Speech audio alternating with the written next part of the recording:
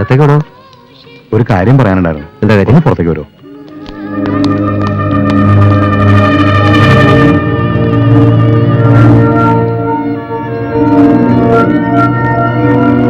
എന്താ പ്രശ്നം? ചുമ്മാ ഈ വഴി പോകുമ്പോ കയറിയെന്നാണ് ജബ്ബാർ പറഞ്ഞത്. അങ്ങനൊരു ചുമ്മാ വരവിന്റെ കാര്യം. ജബ്ബാർ കയറിക്കോളൂ, ഞാൻ എന്റെ വണ്ടി വന്നാൽ മതിയല്ലോ. അതിനെന്താ സാർ, ആയിക്കോട്ടെ. സവി, എനിക്ക് സ്റ്റേഷൻ വരാം. എന്താ എന്താ കാര്യമെന്ന് വലിയ പിടിയില്ല. കമ്മീഷണറാണ് വിളിച്ചിരിക്കുന്നത്. ആ പെണ്ണും പിള്ളിക്ക് ചുമ്മാ കഴപ്പാ. എന്താ കാര്യം എന്ന് പറയാതെ വെറുതെ അങ്ങോട്ട്. ജബ്ബാറിന് അറിയില്ല എന്ന് പറഞ്ഞ കള്ളം. ഏതായാലും പോയി നോക്കാം. വർഷാവർമ്മയുടെ ഈഗോ ഹെർട്ടാവണ്ട. ഇങ്ങോട്ട് കിട്ടിയെടുത്ത് അത് ബോറാവും. അറിയപ്പോ വണ്ടി എടുക്ക. ഓ സമി, പപ്പ അറിയണ്ട, ആരും അറിയണ്ട. ഞാനിതാത്തി. ഞാൻ കൂടെ വരാം.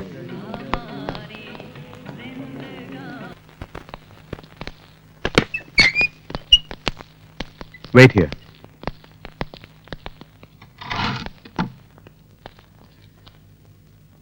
എന്താ വക്കീൽ ഇത്? No idea. ജബ്ബാറും ഒന്നും പറയുന്നില്ല.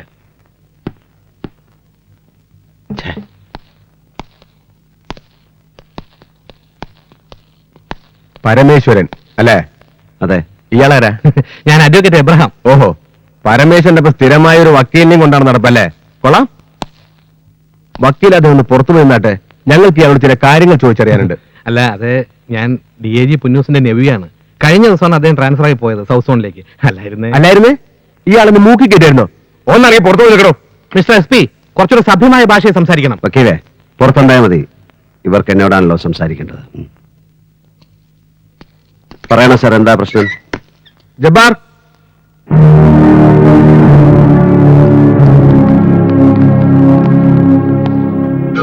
അറിയാലോ ഇവന്മാരെ അല്ലേ? ഇല്ല. സത്യം പറയും എന്നുദ്ദേശിച്ച് ചോദിച്ചല്ല. ഇയാൾ അറിയോടാ? പരമേശ്വരൻ സാർ. ഇയാളെ ഏൽപ്പിക്കാനല്ലേ പറഞ്ഞത്? വാ തുറന്ന് പറയണം. അതെ. എന്താ കാര്യം എന്ന് പറഞ്ഞു തന്നാൽ വലിയ ഉപകാരമായിരിക്കും സാർ. ഓ, പരമേശ്വരൊന്നും മനസ്സിലായില്ല അല്ലേ? പറയാം. മംഗലാപുരത്ത് ഒരു ലങ്കേഷ് ഷെട്ടി ഈ പയ്യന്മാരുടെ കയ്യിൽ നിങ്ങളെ ഏൽപ്പിക്കാനായി കൊടുത്തേച്ച് 25 കിലോഗ്രാം സ്വർണം സെൻട്രൽ എക്സൈസ് പാർട്ടി നീലേശ്വരത്ത് വെച്ച് പിടിച്ചു. By information. നോൺസെൻസ്, അട്ട നോൺസെൻസ്. എനിക്കൊന്നും അറിയില്ല. Lankesh Shetty, who is he? This is totally fabricated story. Stop man. ഇയാളൊന്ന് ബഹളം വെക്കാതെ.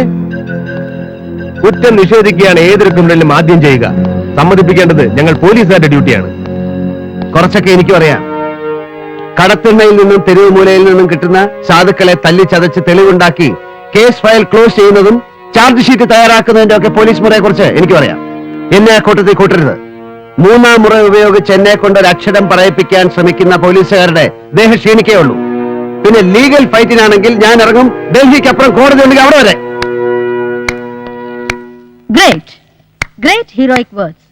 Not bad, man. Not bad. No, Madam Varsha Verma. It is not just a heroic voice. It's a common man's voice. ഈ നാട്ടിലെ നീതി ന്യായ വ്യവസ്ഥിതികളിൽ നിന്നും വിശ്വസിക്കുന്ന ഒരു സാധാരണക്കാരന്റെ ശബ്ദം. നാക്ക് പിഴുതെടുക്കുന്ന കാലമെല്ലാം പോയി മാഡം. ഇന്ത്യയിൽ ഭരിക്കുന്നത് വിദേശികളും നാട്ടുരാജാക്കന്മാരും ഒന്നും അല്ലല്ലോ. മുൻവൈരാഗ്യത്തിന്റെ പേരിൽ ഒരു പോലീസ് കമ്മീഷണർ നടത്തുന്ന ചീപ്പ് റിവഞ്ചാണ് ഇതെന്ന് എനിക്കറിയാം. പക്ഷെ എന്റെ സമയം വിലപ്പെട്ടതാണ്. നാളെ എന്റെ അനിയത്തിയുടെ വിവാഹമാണ്. So I have to go. എന്നെ പോകാൻ അനുവദിക്കണം. പരമേശ്വരൻ, ഒരു ചീപ്പ് റിവെഞ്ചിനായി ദാ ആ മുറിയിലിരിക്കുന്ന 25 കിലോ സ്വർണം സംഘടിപ്പിക്കാൻ മാത്രം എനിക്ക് നിങ്ങളെപ്പോലുള്ള പരമേശ്വരന്മാരുമായി ബന്ധമൊന്നുമില്ല. പിന്നെ നിങ്ങൾ പറയും പോലെ ഇതൊരു ഫാബ്രിക്കേറ്റഡ് സ്റ്റോറി ആണെങ്കിൽ നിങ്ങൾക്ക് കോടതിയിൽ പറയാം, തെളിയിക്കാം. പക്ഷേ ഇന്ന് ശനിയാഴ്ച രാത്രി, നാളെ ഞായറാഴ്ച, മറ്റന്നാൾ തിങ്കളാഴ്ച മാത്രമേ ഞങ്ങൾക്ക് നിങ്ങളെ കോടതിയിൽ പ്രസന്റ് ചെയ്യാൻ കഴിയൂ. No way. നാളെ രാവിലെ എനിക്ക് ബെയിൽ കിട്ടണം. Take me to magistrate's house. മജിസ്ട്രേറ്റിന്റെ വീട്ടിൽ കൊണ്ടുപോയി എനിക്ക് ജാമ്യം എടുക്കാം. സോറി, എനിക്ക് സത്യത്തിൽ തികഞ്ഞ ദുഃഖമുണ്ട് പരമേശ്വരൻ. കാരണം മജിസ്ട്രേറ്റ് ലീവിലാണ്.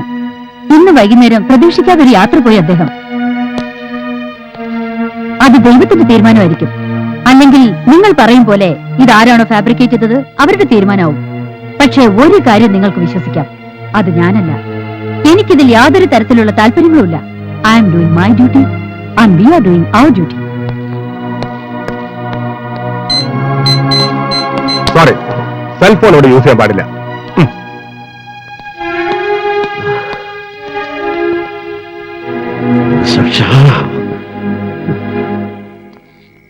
സാമിയ, ഇത് ഞാനാ.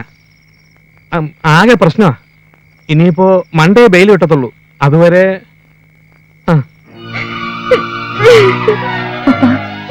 പ്ലീസ് പപ്പ, ഇങ്ങനെ കരയല്ലേ. എനിക്ക് ഏട്ടനെ കാണണം. എനിക്കിപ്പോ കാണണം എന്റെ ഏട്ടനെ. സ്വാമി, മോളെ, ഈ അവസരത്തിൽ നമ്മൾ എങ്ങനെ അവിടേക്ക് പോവുക? എനിക്കതൊന്നും അറിയണ്ട. എനിക്ക് എന്റെ ഏട്ടനെ കാണണമെന്ന് പറഞ്ഞ കാണണം. ഏട്ടനില്ലാതെ എനിക്കൊരു കല്യാണം വേണ്ട, ഒന്നും വേണ്ട. മോൾ അവിടെ കാണുമ്പോ അത് ഏട്ടന് എന്തുമാത്രം സങ്കടം ഉണ്ടാക്കുന്നു മോളൊന്ന് ഓർത്തു നോക്ക്. നാളത്തെ ഒരു ദിവസം കൂടെ കഴിഞ്ഞ ഏട്ടൻ വേണ്ട. ഇപ്പൊ ഈ രാത്രി എന്റെ ഏട്ടന്റെ അടുത്ത് കൊണ്ടുപോകാൻ പറ്റുമോ? എന്തിനാ എന്റെ പാവേട്ടനെ എല്ലാരും കൂടി ചതിച്ചത്? എന്റെ ഏട്ടന് ഒരു തെറ്റും ചെയ്യില്ല. അപ്പാ.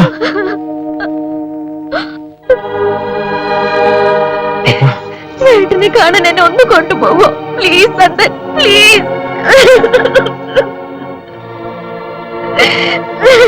പോവാ.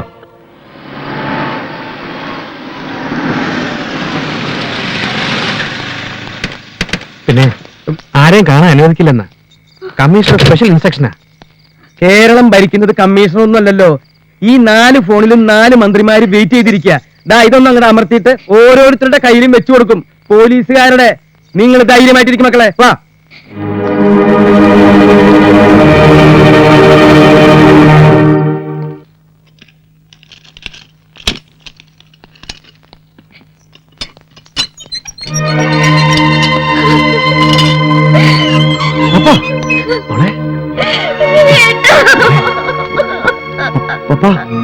മോളെ, കരയില്ല എന്ന് വാക്ക് പറഞ്ഞിട്ടാണ് നീ വന്നത്. ഏട്ടനെ കണ്ട് അനുഗ്രഹം വാങ്ങിച്ചിട്ട് നമുക്ക് തിരിച്ചു പോകും. അതെ മോളെ, പപ്പ പരമേശ്വരൻ അനിയത്തിയല്ലേ, തളരാൻ പാടില്ല.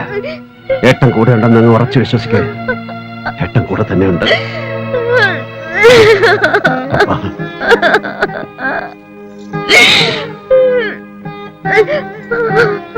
ഈശ്വരാനുഗ്രഹം ഉണ്ടാവട്ടെ എന്റെ കുട്ടികൾക്ക്.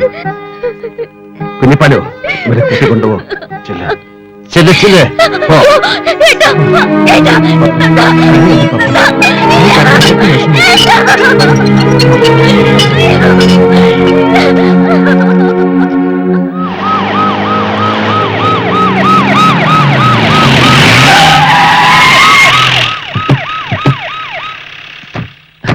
എത്ര നേരായി ഞങ്ങൾ ജബ്ബാർ സാറിനെ തപ്പി നടക്കാൻ തുടങ്ങിയിട്ട്? എന്താ കാര്യം? ഇന്ന് രാത്രിയും നാളെയും ഞങ്ങൾക്ക് നോർത്ത് സ്റ്റേഷന്റെ ലോക്കപ്പിൽ ഒന്ന് കിടക്കണം. അതിനെന്താ സാറേ ഒരു മാർഗം? മനസ്സിലായില്ല. ഞങ്ങളുടെ ബോസിനെ നിങ്ങൾ അതിനകത്ത് കിടത്തിയിരിക്കുകയല്ലേ. ജീവനക്കാൾ സ്നേഹിക്കുന്ന അനിയത്തിയുടെ കല്യാണം കാണാനും കൂടാനും കഴിയാതെ ആകെ തകർന്നു പോയ ആ മനുഷ്യന് കൂട്ടായി ഞങ്ങൾ രണ്ടുപേരും അതിനകത്തുണ്ടാവണം. ലോക്കപ്പിന്റെ ഉള്ളിൽ കയറി കൂടാൻ പല വഴിയുണ്ട്. പോക്കറ്റ് അടി, പിടിച്ചുപറി, പിന്നെ സുഡാൽഫിക്കേഷൻ. പക്ഷെ അതിനേക്കാളൊക്കെ മാന്യമായത് യൂണിഫോം ഇട്ടൊരു പോലീസ് ഏമാന്റെ മുഖം നോക്കി 2 എണ്ണം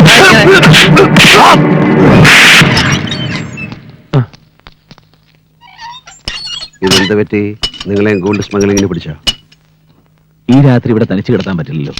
അവിടുത്തെ കാര്യങ്ങളെല്ലാം സ്വാമിയും കുഞ്ഞിപ്പാലുവേട്ടനെ ഏൽപ്പിച്ചു. എങ്ങനെ ഇതിനകത്ത് കയറി? ആ CA ജവാറിന്റെ മോന്തക്കിട്ടൊരു ഒറ്റ ബ്ലോ. മൂപ്പര് ആള് ഡീസന്റ് ആയതുകൊണ്ട് തിരിച്ച് ചാമ്പിയില്ല. ഞാൻ ഇങ്ങോട്ട് കൊണ്ടുവന്നാക്കി. യൂസഫാണ് അവനാ കളിച്ചത്. നാളെ എന്റെ പപ്പയുടെ